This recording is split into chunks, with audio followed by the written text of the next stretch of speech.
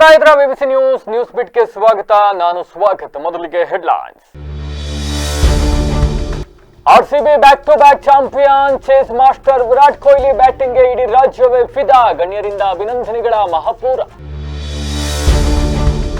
ಡಿಕೆಶಿ ನೂತನ ಸಿಎಂ ಬೆನ್ನಲ್ಲೇ ಕೆಪಿಸಿಸಿ ಸಾರಥಿ ಬದಲಾವಣೆ. ಜೂನ್ 3ರ ಬಳಿಕ ಡಿಸಿಎಂ ಹುದ್ದೆ ಬಗ್ಗೆ ತೀರ್ಮಾನ. ಎಐಸಿಸಿ ರಾಷ್ಟ್ರೀಯ ಅಧ್ಯಕ್ಷ ಮಲ್ಲಿಕಾರ್ಜುನ್ ಖರ್ಗೆ ಹೇಳಿಕೆ. ಕಾಂಗ್ರೆಸ್ ಸರ್ಕಾರದಿಂದ ಅಲ್ಪಸಂಖ್ಯಾತರ ಓಲೈಕೆ ರಾಜಕಾರಣ. ಹಿಂದೂಗಳಿಗೆ ನಿರಂತರ ಅಪಮಾನ. ಬೀದರ್ನಲ್ಲಿ ಬಿಐ ವಿಜೇಂದ್ರ ವಾಗ್ದಾಳಿ.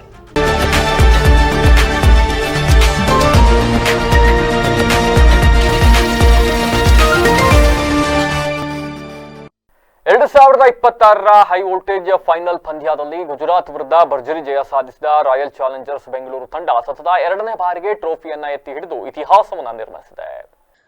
ಚೇಸ್ ಮಾಸ್ಟರ್ ವಿರಾಟ್ ಕೊಹ್ಲಿ ಆಟಕ್ಕೆ ಇಡೀ ರಾಜ್ಯವೇ ಫಿದಾ ಆಗಿದ್ದು, ನಿಯೋಜಿತ ಸಿಎಂ ಡಿಕೆ ಶಿವಕುಮಾರ್ ಹಾಗೂ ಹಂಗಾಮಿ ಸಿಎಂ ಸಿದ್ದರಾಮಯ್ಯ ಸೇರಿದಂತೆ ಹಲವು ಗಣ್ಯರು ರೆಡ್ ಆರ್ಮಿಗೆ ಧನ್ಯವಾದ ಹಾಗೂ ಅಭಿನಂದನೆ ಸಲ್ಲಿಸಿದ್ದಾರೆ.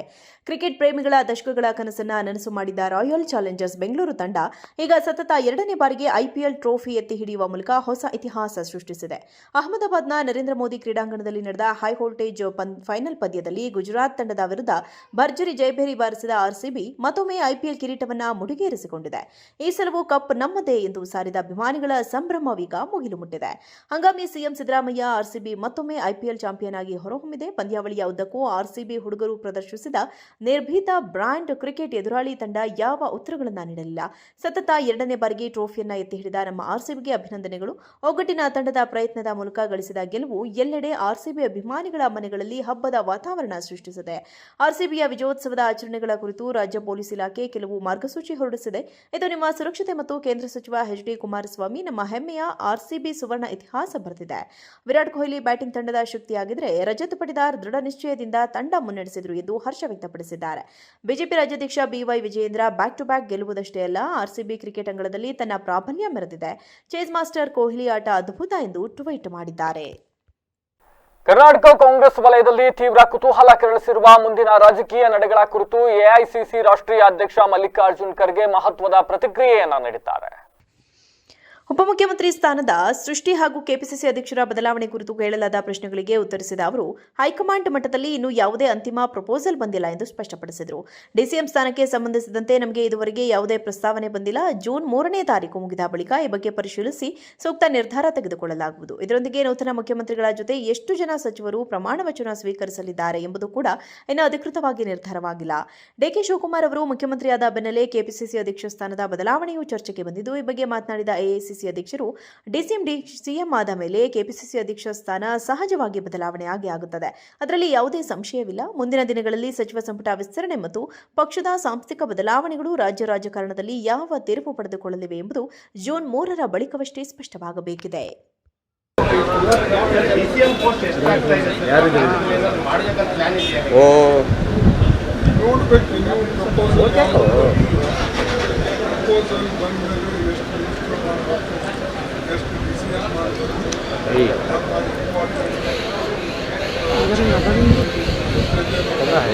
ಸಂಘಟ ಯಾರು ಹೋಗಲ್ದು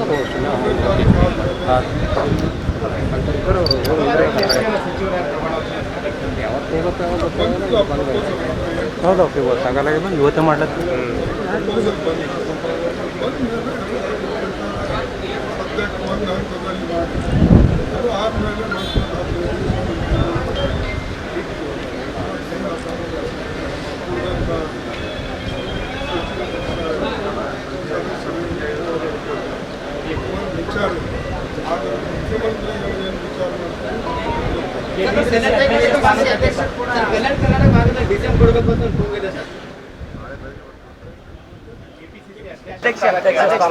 ಆಗ್ತಾರೆ. ನ್ಯಾಚುರಲಿ ಇವ್ರು ಬಿಟ್ಟ ಮೇಲೆ ಇನ್ನೊಬ್ಬರು ಬರಲೇಬೇಕು. ನಾವೆಲ್ಲ ಸರ್ಚ್ ಮಾಡ್ತಾ ಇದ್ದೇವೆ. ಒಳ್ಳೆಯವ್ರನ್ನ ನೋಡಿ ಮತ್ತು ಕಾಂಬಿನೇಷನ್ ನೋಡಿ ಮಾಡಬೇಕಾಗ್ತದೆ. ಪಾರ್ಟಿ ದೃಷ್ಟಿಯಿಂದ, ಮುಂದೆ ಪಾರ್ಟಿ ಕಟ್ಟೋ ದೃಷ್ಟಿಯಿಂದ ಮತ್ತು ವಿಶೇಷವಾಗಿ ಈ ಒಂದು ನಮಗೆ ಕೇವಲ ಈಗ 24 ತಿಂಗಳಿರೋದ್ರಿಂದ ಭಾಳ ಸ್ಪೀಡ್ವಾಗಿ ಕೆಲಸ ಮಾಡ್ತಕ್ಕಂಥ ಮತ್ತು ಕಲೆಕ್ಟಿವ್ ಆಗಿ ಇದ್ದು ಎಲ್ಲರೂ ಕೂಡಿ ಹೋಗ್ತಕ್ಕಂಥ ಒಬ್ಬ ನಾಯಕನನ್ನು ನಾವು ಹುಡುಕಬೇಕು.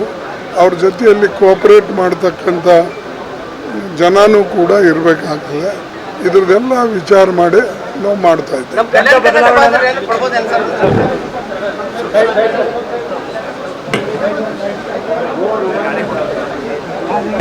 ರಾಜ್ಯದಲ್ಲಿ ಕಾಂಗ್ರೆಸ್ ಸರ್ಕಾರ ಅಧಿಕಾರಕ್ಕೆ ಬಂದಾಗಿಂದಲೂ ಕೂಡ ನಿರಂತರವಾಗಿ ಅಲ್ಪಸಂಖ್ಯಾತರ ಓಲೈಕೆ ರಾಜಕಾರಣ ಮಾಡಲಾಗ್ತಾ ಇದೆ ಅಂತ ಬಿಜೆಪಿ ರಾಜ್ಯಾಧ್ಯಕ್ಷ ಬಿವೈ ವಿಜಯೇಂದ್ರ ತೀವ್ರ ವಾಗ್ದಾಳಿಯನ್ನು ನಡೆಸಿದ್ದಾರೆ. ಆಳಂದ ಘಟನೆಗೆ ಸಂಬಂಧಿಸಿದಂತೆ ಮುಸ್ಲಿಂ ಸಮುದಾಯದವರ ಮೇಲಿನ ಪ್ರಕರಣಗಳನ್ನು ವಾಪಸ್ ಪಡೆದಿರುವ ಸರ್ಕಾರದ ನಿಲುವನ್ನು ವಿರೋಧಿಸಿ ಬೀದರ್ನಲ್ಲಿ ಮಾಧ್ಯಮಗಳೊಂದಿಗೆ ಮಾತನಾಡಿದ ಅವರು ಕಾಂಗ್ರೆಸ್ ವಿರುದ್ಧ ಕಿಡಿಕಾರಿದರು. ಕಾಂಗ್ರೆಸ್ ಸರ್ಕಾರವು ಹಿಂದೂಗಳಿಗೆ ನಿರಂತರವಾಗಿ ಅಪಮಾನ ಮಾಡುತ್ತಾ ಬರ್ತಾ ಇದೆ. ಅಧಿಕಾರದ ಮದ ಕಾಂಗ್ರೆಸ್ನವರ ನೆತ್ತಿಗೇರಿದೆ. ಆಳಂದ ಘಟನೆಯ ಆರೋಪಿಗಳ ಮೇಲಿನ ಕೇಸ್ ಹಿಂಪಡೆದಿರುವುದು ಸರ್ಕಾರದ ತಾರತಮ್ಯ ನೀತಿಗೆ ಸಾಕ್ಷಿ. ಈ ಕ್ರಮವನ್ನು ಖಂಡಿಸಿ ಇಂದು ಕಲಬುರಗಿಯಲ್ಲಿ ಬಿಜೆಪಿ ವತಿಯಿಂದ ಬೃಹತ್ ಪ್ರತಿಭಟನೆ ಹಮ್ಮಿಕೊಳ್ಳಲಾಗಿದೆ ಎಂದು ತಿಳಿಸಿದರು. ಇದೇ ವೇಳೆ ಡಿಕೆ ಶಿವಕುಮಾರ್ ಅವರು ಮುಖ್ಯಮಂತ್ರಿಯಾಗುತ್ತಿರುವ ವಿಚಾರದ ಬಗ್ಗೆ ಮಾತನಾಡಿದ ಅವರು ರಾಜ್ಯ ಸರ್ಕಾರದ ಆಡಳಿತ ವೈಖರಿಯನ್ನು ಟೀಕಿಸಿದರು. ಕಳೆದ 3 ವರ್ಷಗಳಿಂದ ಕಾಂಗ್ರೆಸ್ ಸರ್ಕಾರ ಹೇಗೆ ನಡೆಯುತ್ತಿದೆ ಎಂಬುದು ರಾಜ್ಯದ ಜನತೆಗೆ ಚೆನ್ನಾಗಿ ಗೊತ್ತಿದೆ. ಗ್ಯಾರಂಟಿ ಯೋಜನೆಗಳಿಗಾಗಿ ಹಣ ಹೊಂದಿಸಲಾಗದೆ ಕಾಂಗ್ರೆಸ್ ಕೈಕಟ್ಟಿ ಕುಳಿತಿದೆ. ಹೀಗಾಗಿ ಕಳೆದ 3 ವರ್ಷಗಳಲ್ಲಿ ಯಾವುದೇ ಅಭಿವೃದ್ಧಿ ಕೆಲಸಗಳು ನಡೆದಿಲ್ಲ. ಈಗ ಡಿಕೆ ಶಿವಕುಮಾರ್ ಅವರು ಸಿಎಂ ಆದರೂ ಸಹ ರಾಜ್ಯದಲ್ಲಿ ಯಾವುದೇ ಹೊಸ ಅಭಿವೃದ್ಧಿ ಕೆಲಸಗಳು ಆಗುವುದಿಲ್ಲ ಎಂದು ತಿಳಿಸಿದರು. ಕಾಂಗ್ರೆಸ್ ಸರ್ಕಾರದ ಅಲ್ಪಸಂಖ್ಯಾತರ ಓಲೈಕೆ ರಾಜಕಾರಣ, ಇವರ ಓಲೈಕೆ ರಾಜಕಾರಣದ ಪರಿಣಾಮ ಒಂದ್ ಕಡೆ ಆದ್ರೆ ಹಿಂದೂಗಳಿಗೆ ಅಪಮಾನ ಮಾಡುವಂತ ಕೆಲಸ ಕಾಂಗ್ರೆಸ್ ಸರ್ಕಾರ ಬಂದಾಗಲಿಂದಲೂ ಕೂಡ ನಡ್ಕೊಂಡು ಬರ್ತಾ ಇದೆ. ಅಧಿಕಾರದ ಮದ ನೆತ್ತಿಗೆ ಏರ್ದಾಗ ಈ ರೀತಿ ಎಲ್ಲವೂ ಕೂಡ ಮಾಡಿಸ್ತದೆ. ಹಾಗಾಗಿ ಇವತ್ತು ನಾವು ಗುಲ್ಬರ್ಗದಲ್ಲಿ ಏನು ಆಳಂದದಲ್ಲಿ ಆಗಿರ್ತಕ್ಕಂಥ ಆ ಘಟನೆ, ಆ ಕೇಸ್ಗಳನ್ನ ಹಿಂಪಡೆದಿರುವಂಥದ್ದು, ಇವೆಲ್ಲವನ್ನು ಕೂಡ ನಾವು ಪ್ರತಿಭಟನೆ ಮಾಡಬೇಕು. ಈ ಸರ್ಕಾರಕ್ಕೆ ಬಿಸಿ ಮುಟ್ಟಿಸುವಂತ ಕೆಲಸ ಮಾಡಬೇಕು. ಆ ನಿಟ್ಟಿನಲ್ಲಿ ಹೋರಾಟವನ್ನು ಹಮ್ಮಿಕೊಂಡಿದ್ದೇವೆ. ಡಿಕೆ ಶಿವಕುಮಾರ್ ಸಿಎಂ ಆಗಿದ್ದ ಗ್ಯಾರಂಟಿ ಯೋಜನೆ ನಡೀತದಂತೆ ಸರ್. ಇವರ ಡಿಕೆ ಶಿವಕುಮಾರ್ ಅವರ ನೇತೃತ್ವದ ಸರ್ಕಾರ ಹೇಗೆ ನಡೀತದೆ ನಾನು ಹೇಳುವಂತ ಅವಶ್ಯಕತೆ ಇಲ್ಲ.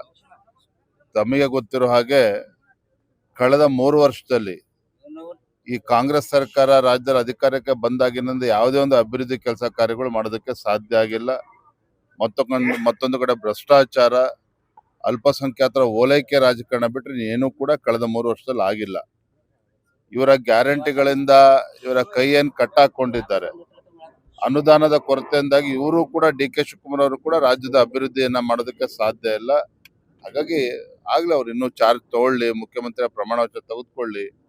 ನಾವೇನು ಭಾರತೀಯ ಜನತಾ ಪಾರ್ಟಿಯನ್ನು ಹೇಗೆ ಎದುರಿಸಬೇಕು, ಏನ್ ಮಾಡ್ಬೇಕು ಎಲ್ಲವನ್ನು ಕೂಡ ನಾಯಕನನ್ನ ಕೆಳಗಿಳಿಸಿ ಅವಮಾನ ಮಾಡಿದ್ರು ಅಂತಂದು ಪ್ರತಿ ಸರನು ಬಿಜೆಪಿ ನಾಯಕರು ಅನ್ಕೋತಾ ಬರ್ತಿದ್ರು ಸರ್. ಕಾಂಗ್ರೆಸ್ ಅದನ್ನು ಸಮರ್ಥಿಸ್ಕೊಂಡು ಬರ್ತದೆ. ಏನ್ ಹೇಳ್ತೀರಿ ಸರ್ ಸಿದ್ದರಾಮಯ್ಯ ಅವ್ರನ್ನ ಕೆಳಗಿಳಿಸಿ ಡಿಕೆ ಶಿವಕುಮಾರ್? ಸಾಕಷ್ಟು ಸಮಯ ಇದೆ ಎಲ್ಲವನ್ನು ಕೂಡ ಚರ್ಚೆ ಮಾಡೋದಕ್ಕೆ.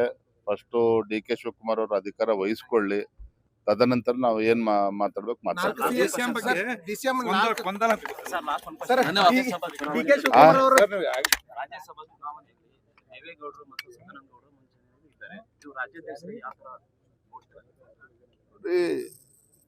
ನಮ್ಮ ಕೇಂದ್ರದ ವರಿಷ್ಠರು ಸದ್ಯದ ರಾಜಕೀಯ ಪರಿಸ್ಥಿತಿಗಳನ್ನ ನೋಡಿಕೊಂಡು ಯಾರನ್ನ ರಾಜ್ಯಸಭೆ ತೆಗೆದುಕೊಂಡು ಹೋದ್ರೆ ಏನಾಗ್ತದೆ ಇವೆಲ್ಲವನ್ನು ಕೂಡ ಆಧರಿಸಿ ನಮ್ಮ ರಾಷ್ಟ್ರೀಯ ನಾಯಕರು ತೀರ್ಮಾನ ಮಾಡ್ತಾರೆ. ಅದ್ರ ಬಗ್ಗೆ ನಾನಿಲ್ಲಿ ಬಹಿರಂಗ ಅಭಿಪ್ರಾಯ ಪಡಿಸೋದಕ್ಕಾಗೋದಿಲ್ಲ.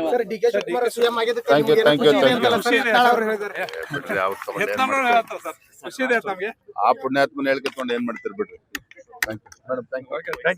ಅರಸೀಕೆರೆ ವಿಧಾನಸಭಾ ಕ್ಷೇತ್ರದಿಂದ 4 ಬಾರಿ ಶಾಸಕರಾಗಿ ಜನಸೇವೆ ಸಲ್ಲಿಸ್ತಾ ಇರತಕ್ಕಂತ ಹಿರಿಯ ಕಾಂಗ್ರೆಸ್ ನಾಯಕ KM ಶಿವಲಿಂಗೇಗೌಡ ಅವರಿಗೆ ಅರಣ್ಯ ಖಾತೆಯನ್ನ ನೀಡಬೇಕು ಅಂತ ಸಕಲೇಶಪುರ ಕಾಂಗ್ರೆಸ್ ಕಾರ್ಯಕರ್ತ ಹಾಗೂ ಕೆಪಿಸಿಸಿ ಸದಸ್ಯ ಎಡೆಹಳ್ಳಿ ಮಂಜುನಾಥ್ ಆಗ್ರಹಿಸಿದ್ದಾರೆ. ಈ ಕುರಿತು ಪ್ರಕಟಣೆ ನೀಡಿರುವ ಅವರು ಮಲೆನಾಡು ಭಾಗದ ಜನರ ಬದುಕು, ರೈತರ ಸಮಸ್ಯೆಗಳು ಹಾಗೂ ಅರಣ್ಯ ಪ್ರದೇಶಗಳ ಸವಾಲುಗಳ ಬಗ್ಗೆ KM ಶಿವಲಿಂಗೇಗೌಡ ಅವರಿಗೆ ಸಮಗ್ರ ಅರಿವಿದ್ದು ಅರಣ್ಯ ಖಾತೆಯ ಜವಾಬ್ದಾರಿಯನ್ನ ಸಮರ್ಥವಾಗಿ ನಿರ್ವಹಿಸುವ ಸಾಮರ್ಥ್ಯ ಅವರಲ್ಲಿದೆ ಎಂದು ತಿಳಿಸಿದ್ದಾರೆ. ವಿಶೇಷವಾಗಿ ಮಲೆನಾಡು ಭಾಗದಲ್ಲಿ ಕಾಡಾನೆ, ಕಾಡುಕೋಣ ಸೇರಿದಂತೆ ಕಾಡು ಪ್ರಾಣಿಗಳ ಉಪಟಳ ದಿನದಿಂದ ದಿನಕ್ಕೆ ಹೆಚ್ಚಾಗುತ್ತಿದ್ದು ರೈತರು ಮತ್ತು ಗ್ರಾಮೀಣ ಜನರು ತೀವ್ರ ಸಂಕಷ್ಟ ಎದುರಿಸುತ್ತಿದ್ದಾರೆ. ಬೆಳೆಹಾನಿ, ಜಾನುವಾರುಗಳ ಮೇಲಿನ ದಾಳಿ ಹಾಗೂ ಸಾರ್ವಜನಿಕರಲ್ಲಿ ಭಯದ ವಾತಾವರಣ ನಿರ್ಮಾಣವಾಗುತ್ತಿರುವ ಹಿನ್ನೆಲೆಯಲ್ಲಿ ಜನರ ಸಮಸ್ಯೆಗಳಿಗೆ ತ್ವರಿತವಾಗಿ ಸ್ಪಂದಿಸುವ ಸಚಿವರ ಅಗತ್ಯವಿದೆ ಎಂದು ಅವರು ಹೇಳಿದ್ದಾರೆ. KM ಶಿವಲಿಂಗೇಗೌಡ ಅವರಿಗೆ ಅರಣ್ಯ ಖಾತೆ ನೀಡಿದರೆ ಮಲೆನಾಡು ಭಾಗದ ವಾಸ್ತವ ಸಮಸ್ಯೆಗಳ ಬಗ್ಗೆ ಸರ್ಕಾರಕ್ಕೆ ಇನ್ನಷ್ಟು ಸ್ಪಷ್ಟ ಅರಿವು ಮೂಡಲಿದೆ. ಕಾಡು ಪ್ರಾಣಿಗಳ ಉಪಟಳದಿಂದ ಸಂಕಷ್ಟಕ್ಕೆ ಸಿಲುಕಿರುವ ರೈತರು ಮತ್ತು ಗ್ರಾಮೀಣ ಭಾಗದ ಜನರ ನೆರವಿಗೆ ತಕ್ಷಣ ಧಾವಿಸಿ ಶಾಶ್ವತ ಪರಿಹಾರ ಕಂಡುಕೊಳ್ಳುವ ನಿಟ್ಟಿನಲ್ಲಿ ಪರಿಣಾಮಕಾರಿ ಕ್ರಮಗಳನ್ನು ಕೈಗೊಳ್ಳಲು ಸಾಧ್ಯವಾಗುತ್ತದೆ ಎಂದು ಮಂಜುನಾಥ್ ವಿಶ್ವಾಸ ವ್ಯಕ್ತಪಡಿಸಿದ್ದಾರೆ. ನೂತನ ಮುಖ್ಯಮಂತ್ರಿಗಳಾಗಿ ಅಧಿಕಾರ ಸ್ವೀಕಾರ ಮಾಡ್ತಾ ಇರ್ತಕ್ಕಂಥ ನಮ್ಮೆಲ್ಲರ ನೆಚ್ಚಿನ ನಾಯಕರು ಆದಂಥ DK ಶಿವಕುಮಾರ್ ಅವರಿಗೆ ಸಕಲೇಶಪುರದ ಕಾಂಗ್ರೆಸ್ ಕಾರ್ಯಕರ್ತ ಎಡೆಹಳ್ಳಿ ಆರ್ ಮಂಜುನಾಥ್ ಮಾಡುವ ಹೃತ್ಪೂರ್ವಕವಾದ ಶುಭಾಶಯಗಳು. ಮುಖ್ಯಮಂತ್ರಿಗಳೇ, ಹಿಂದಿನ ಮುಖ್ಯಮಂತ್ರಿಗಳಾದಂಥ ಸಿದ್ದರಾಮಯ್ಯನವರು ಹಾಸನಕ್ಕೆ ಬಂದಾಗ ಭರವಸೆಯನ್ನು ಕೊಟ್ಟಿದ್ದರು. ಹಾಸನ ಜಿಲ್ಲೆಯ 4 ಬಾರಿ ಪ್ರತಿನಿಧಿಸಿದಂಥ ಶಿವಲಿಂಗೇಗೌಡರನ್ನ ಸಚಿವರನ್ನಾಗಿ ಮಾಡ್ತೀವಿ ಅಂಥೇಳಿ. ಹಾಗಾಗಿ ಈ ಬಾರಿ ಖಂಡಿತವಾಗಲೂ ಅವ್ರನ್ನ ನೀವು ಹೇಗೆ ಮಾತು ಕೊಟ್ಟಿದ್ರಿ ಆ ರೀತಿ ಅವ್ರನ್ನ ಸಚಿವರನ್ನಾಗಿ ಮಾಡಬೇಕು. ಯಾಕೆಂದರೆ 4 ಬಾರಿ ಕ್ಷೇತ್ರವನ್ನು ಪ್ರತಿನಿಧಿಸಿ ವಿಶೇಷವಾಗಿ ಜನಪರ ಕಾಳಜಿಯನ್ನು ಇಟ್ಕೊಂಡು ಸರಳ ಸಜ್ಜನಿಕೆಯಿಂದ ರಾಜಕಾರಣವನ್ನು ಮಾಡ್ತಾ ಜನಾನುರಾಗಿಯಾಗಿ ಅತ್ಯುತ್ತಮ ಸಂಸದೀಯ ಪಟುವಾಗಿ ಕೂಡ ಕರ್ತವ್ಯ ನಿರ್ವಹಿಸ್ತಾ ಇರ್ತಕ್ಕಂಥದ್ದು ನಮ್ಮೆಲ್ಲರೂ ಕೂಡ ಬಹಳ ಮೆಚ್ಚುಗೆಯಾದ ವಿಚಾರ. ಹಾಗಾಗಿ ಹಾಸನ ಜಿಲ್ಲೆಯಲ್ಲಿ ಈ ಬಾರಿ ಅವರಿಗೆ ಸಚಿವ ಸ್ಥಾನವನ್ನು ಕೊಟ್ಟು ವಿಶೇಷವಾಗಿ ಅರಣ್ಯ ಖಾತೆಯನ್ನು ಕೊಡಬೇಕು ಅಂತಕ್ಕಂಥದ್ದು ನಮ್ಮೆಲ್ಲರ ಒತ್ತಾಯ ಕೂಡ ಆಗಿದೆ. ಹಾಸನ ಜಿಲ್ಲೆಯಲ್ಲಿ ಈಗಾಗಲೇ 100 ಜನ ಕಾಡಾನೆ ದಾಳಿಯಿಂದ ಮೃತಪಟ್ಟಿರ್ತಕ್ಕಂಥದ್ದು ಮತ್ತು ಹಲವಾರು ಆನೆಗಳು ಕೂಡ ಮೃತಪಟ್ಟಿರ್ತಕ್ಕಂಥದ್ದು ತಮಗೆಲ್ಲ ಗೊತ್ತಿರ್ತಕ್ಕಂಥ ವಿಷಯ. ಯಾರೋ ಅರಣ್ಯನೇ ಗೊತ್ತಿಲ್ಲದೆ ಇರತಕ್ಕಂಥವ್ರನ್ನ ಅರಣ್ಯ ಸಚಿವರನ್ನಾಗಿ ಮಾಡಿ ನಮ್ಮ ಸಮಸ್ಯೆ ಶಾಶ್ವತವಾಗಿ ಉಳಿಯಲಿಕ್ಕೆ ಕಾರಣ ಆಗಿದೆ. ಹಾಗಾಗಿ ಶಿವಲಿಂಗೇಗೌಡರಿಗೆ ಒಳ್ಳೆಯ ಕಾಳಜಿ ಇದೆ, ಕ್ಷೇತ್ರದ ಬಗ್ಗೆ ಅಭಿಮಾನ ಇದೆ, ಕ್ಷೇತ್ರದ ಸಮಸ್ಯೆಯನ್ನು ಬಗೆಹರಿಸ್ತಕ್ಕಂಥ ಉತ್ಸಾಹ ಇದೆ. ಹಾಗಾಗಿ ಅವರನ್ನು ಸಚಿವ ಸಂಪುಟದಲ್ಲಿ ಪರಿಗಣಿಸಿ ಅವರಿಗೆ ಅರಣ್ಯ ಖಾತೆಯನ್ನು ಕೊಡಬೇಕು ಅಂತಕ್ಕಂಥದ್ದು ನಮ್ಮೆಲ್ಲರ ಒತ್ತಾಯ ಆಗಿದೆ. ನಮ್ಮೆಲ್ಲರ ಬಹುದಿನದ ಒಂದು ಸಮಸ್ಯೆಯನ್ನು ಬಗೆಹರಿಸ್ತಕ್ಕಂಥ ಅವಕಾಶವನ್ನು ತಾವು ಕಲ್ಪಿಸ್ಕೊಟ್ಟಂಗೆ ಆಗುತ್ತೆ ಅಂತಕ್ಕಂಥದ್ದು ನಮ್ಮ ಮನವಿಯಾಗಿದೆ. ಎಲ್ರಿಗೂ ಒಳ್ಳೆಯದಾಗಲಿ. ನಮಸ್ಕಾರ. ಪ್ರತಿಯೊಂದು ಗ್ರಾಮಗಳು ಅಭಿವೃದ್ಧಿಯಾದರೆ ದೇಶ ಅಭಿವೃದ್ಧಿಯಾದಂತೆ ಅಂತ ರಾಜ್ಯ ರೈಲ್ವೆ ಮತ್ತು ಜನಶಕ್ತಿ ಸಚಿವ ವಿ ಸೋಮಣ್ಣ ತಿಳಿಸಿದ್ದಾರೆ. ಪಟ್ಟಣದ ರೈಲ್ವೆ ನಿಲ್ದಾಣದಲ್ಲಿ ಸಾರ್ವಜನಿಕರನ್ನ ಉದ್ದೇಶಿಸಿ ಮಾತನಾಡಿದ ಪ್ರತಿಯೊಂದು ಗ್ರಾಮಗಳು ಅಭಿವೃದ್ಧಿ ಎಂದರೆ ನಮ್ಮ ದೇಶ ಅಭಿವೃದ್ಧಿಯಾಗುತ್ತದೆ. ಇದನ್ನು ಮನದಲ್ಲಿಟ್ಟುಕೊಂಡು ನರೇಂದ್ರ ಮೋದಿಜಿಯವರು ಕೆಲಸ ನಿರ್ವಹಿಸ್ತಾ ಇದ್ದಾರೆ. ಅವರ ಕನಸನ್ನು ನನಸು ಮಾಡುವುದೇ ಅವರ ಮೂಲ ಉದ್ದೇಶವಾಗಿದೆ. ಹಾಸನ ಟು ಸೊಲ್ಲಾಪುರ ಎಕ್ಸ್ಪ್ರೆಸ್ ಚನ್ನರಾಯಪಟ್ಟಣ ರೈಲು ನಿಲ್ದಾಣದಲ್ಲಿ ನಿಲುಗಡೆ ಅವಕಾಶ ಇರಲಿಲ್ಲ. ಇದರಿಂದ ರೈಲ್ವೆ ಪ್ರಯಾಣಿಕರಿಗೆ ಬಹಳಷ್ಟು ತೊಂದರೆ ಉಂಟಾಗಿತ್ತು. ಈ ತೊಂದರೆಯನ್ನು ನೀಗಿಸುವ ಸಲುವಾಗಿ ಇದು ರೈಲು ಪ್ರಯಾಣಿಕರ ಕುಂದುಕೊರತೆಯನ್ನು ಆಲಿಸಿ ಹಾಗೂ ಸ್ಥಳೀಯ ಶಾಸಕರು ಹಾಗೂ ಲೋಕಸಭಾ ಸದಸ್ಯರುಗಳ ಬಹುದಿನಗಳಿಂದ ಚನ್ನರಾಯಪಟ್ಟಣ ರೈಲ್ವೆ ನಿಲ್ದಾಣದಲ್ಲಿ ಈ ರೈಲನ್ನು ನಿಲುಗಡೆ ಅವಕಾಶವನ್ನು ಕಲ್ಪಿಸಿಕೊಡುವಂತೆ ತಿಳಿಸಿದರು. ತಾಲೂಕು ಅಭಿವೃದ್ಧಿ ಆಗಬೇಕು ಅಂದ್ರೆ ಹೋಬಳಿ ಹೆಡ್ ಕ್ವಾರ್ಟರ್ಸ್ ಅಭಿವೃದ್ಧಿ ಆಗಬೇಕು. ಹೋಬಳಿ ಆಗಬೇಕು ಅಂದ್ರೆ ಪಂಚಾಯಿತಿ ಆಗಬೇಕು, ಪಂಚಾಯಿತಿಯಿಂದ ಗ್ರಾಮಗಳು ಕೂಡ ಆಗಬೇಕು. ಆ ನಿಟ್ಟಿನಲ್ಲಿ ನಮ್ಮೆಲ್ಲರ ನೆಚ್ಚಿನ ಪ್ರಧಾನಮಂತ್ರಿ ನರೇಂದ್ರ ಮೋದಿ ಅವರು ಇವತ್ತು ತನ್ನದೇ ಆದಂಥ ಸಂದೇಶವನ್ನು ಕೊಟ್ಟಿದ್ದಾರೆ. ಮೊದಲಿಗೆ ನನಗೆ ಯಾವುದೋ ಅಕ್ವಿಜೇಷನ್ನಲ್ಲಿ ತೊಂದರೆ ಆಗ್ತಾ ಇದೆ ಅನ್ನೋ ಮಾತನ್ನು ಒಂದು ಅರ್ಜಿಯನ್ನು ಕೊಟ್ಟಿದ್ದಾರೆ. ನಾನು ಅದನ್ನು 3-4 ದಿವಸದಲ್ಲಿ ಜಿಲ್ಲಾಧಿಕಾರಿಗಳ ಹತ್ರ ಮಾತನಾಡಿ ಅದನ್ನು ಬಗೆಹರಿಸ್ತಕ್ಕಂಥ ಕೆಲಸವನ್ನು ತಕ್ಷಣವೇ ಮಾಡೋದಕ್ಕೆ ನಾನು ಕ್ರಮವನ್ನು ತೆಗೆದುಕೊಳ್ತೀನಿ. ಇವತ್ತು ಚನ್ನರಾಯಪಟ್ಟಣದ ಈ ಒಂದು ಸಣ್ಣ ಟ್ರೈನು ನಾವು ದೇಶದಲ್ಲಿ ನರೇಂದ್ರ ಮೋದಿಯವರು ರಾಷ್ಟ್ರದ ಪ್ರಧಾನಿಗಳಾದ ಮೇಲೆ ರಾಷ್ಟ್ರದ ಸರ್ವಾಂಗೀಣ ಅಭಿವೃದ್ಧಿಗೆ ಯಾವುದಾದ್ರು ಒಂದು ದೊಡ್ಡ ಇಂಜಿನು, ಗ್ರೋತ್ ಇಂಜಿನ್ ಅಂದರೆ ಅದು ರೈಲ್ವೆ ಅನ್ನೋದನ್ನು ತೀರ್ಮಾನ ಮಾಡಿ ರಾಷ್ಟ್ರದ ಬೆಳವಣಿಗೆಗೆ ಪೂರಕವಾದ ಯೋಜನೆಯನ್ನು ತರುವುದರ ಮುಖೇನ ಒಂದು ವರ್ಷಕ್ಕೆ 2,94,000 ಕೋಟಿ ರೂಪಾಯಿಗಳನ್ನು ಖರ್ಚು ಮಾಡೋದ್ರ ಮುಖೇನ ಪ್ರಾಯಶಃ ನಿಮ್ಮ ಇವತ್ತೇನು ಬೆಂಗಳೂರಿನಿಂದ ಹಾಸನದಿಂದ ಮಂಗಳೂರಿಗೆ ಹೋಗ್ತಾ ಇರ್ತಕ್ಕಂಥ ಲೈನ್ ಏನಿದೆ, ಈ ಲೈನ್ಗೆ ಕಾಯಕಲ್ಪವನ್ನು ಕೊಡ್ತಕ್ಕಂಥ ಅದಕ್ಕೆ ನರೇಂದ್ರ ಮೋದಿ ಸಾಹೇಬರ ಚಿಂತನೆ ಒಂದು ಕಡೆ ಆದರೆ ಅವತ್ತು ಆಗಲೇಬೇಕು ಅಂತ ತೀರ್ಮಾನ ಮಾಡಿ ಅಂದಿನ ಪ್ರಧಾನಿಗಳಾದ ಸನ್ಮಾನ್ಯ ದೇವೇಗೌಡರವರ ಕಾರ್ಯತತ್ಪರತೆಯನ್ನು ಪ್ರಾಯಶಃ ನಾವೆಲ್ಲ ಒಪ್ಕೋಬೇಕಾಗ್ತದೆ. ಅಧಿಕಾರ ಯಾರಿಗೂ ಶಾಶ್ವತ ಅಲ್ಲ, ಇದ್ಯಾವುದು ನಮ್ಮದಲ್ಲ, ಭಗವಂತನ ಇಚ್ಛೆ. ಆದರೆ ಹಾಸನ ಜಿಲ್ಲೆ ಸೂರ್ಯ ಚಂದ್ರ ಎಲ್ಲಿವರೆಗೂ ಇರ್ತಾರೋ ಅಲ್ಲಿವರೆಗೂ ಈ ಜಿಲ್ಲೆಯ ಹೆಸರಿರ್ತದೆ. ಅದಕ್ಕೆ ಯಾರಾದರೂ ಮೂಲದ ಕಾರಣರಾದರೆ ಸನ್ಮಾನ್ಯ ರಾಷ್ಟ್ರದ. ಇದೇ ಸಂದರ್ಭದಲ್ಲಿ ಶಾಸಕ ಸಿಎನ್ ಬಾಲಕೃಷ್ಣ ಮಾತನಾಡಿ, ಪ್ರತಿನಿತ್ಯ ಬೆಳಗ್ಗೆ ಹಾಸನದಿಂದ ಯಶವಂತಪುರಕ್ಕೆ ಹೋಗುತ್ತಿರುವ ಯಶವಂತಪುರ ಇಂಟರ್ಸಿಟಿ ರೈಲು 10:30ಕ್ಕೆ ಹೋಗುತ್ತಿದೆ. ಇದರಿಂದ ಸರ್ಕಾರಿ ನೌಕರರಿಗೆ ಮತ್ತು ಸಾರ್ವಜನಿಕರಿಗೆ ಹಾಗೂ ಇನ್ನಿತರ ಪ್ರಯಾಣಿಕರಿಗೆ ಬಹಳಷ್ಟು ತೊಂದರೆ ಉಂಟಾಗುತ್ತಿದೆ. ಆದ್ದರಿಂದ ಈ ರೈಲನ್ನು 9:30ಕ್ಕೆ ಯಶವಂತಪುರ ರೈಲ್ವೆ ನಿಲ್ದಾಣದಲ್ಲಿ ತೆರಳುವಂತೆ ಅವಕಾಶವನ್ನು ಕಲ್ಪಿಸಿಕೊಡಬೇಕು ಹಾಗೂ ಈ ಭಾಗದಲ್ಲಿ ಪ್ರೇಕ್ಷಣಿಕ ಸ್ಥಳಗಳಿದ್ದು ಈ ಪ್ರೇಕ್ಷಣಿಕ ಸ್ಥಳಗಳಿಗೆ ಅನುಕೂಲ ಆಗುವ ನಿಟ್ಟಿನಲ್ಲಿ ಹಾಸನ ಟು ತಿರುಪತಿ ವಿಶೇಷ ರೈಲು ಯೋಜನೆಯನ್ನು ಕೂಡ ರೂಪಿಸಲು ಮುಂದಾಗಬೇಕು ಎಂದರು.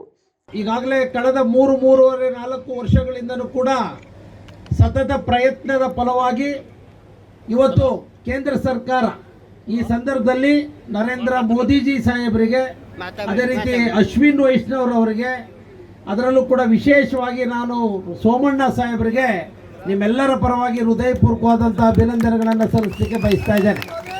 ಈ ಒಂದು ಸಂದರ್ಭದಲ್ಲಿ ದೇವೇಗೌಡರು ಸಾಹೇಬರು ಕೂಡ ಶಿಫಾರಸು ಮಾಡಿದ್ದಾರೆ, ಕುಮಾರಸ್ವಾಮಿ ಅವರು ಶಿಫಾರಸು ಮಾಡಿದ್ದಾರೆ ಕುಸುಮಣ್ಣ ಅವ್ರಿಗೆ.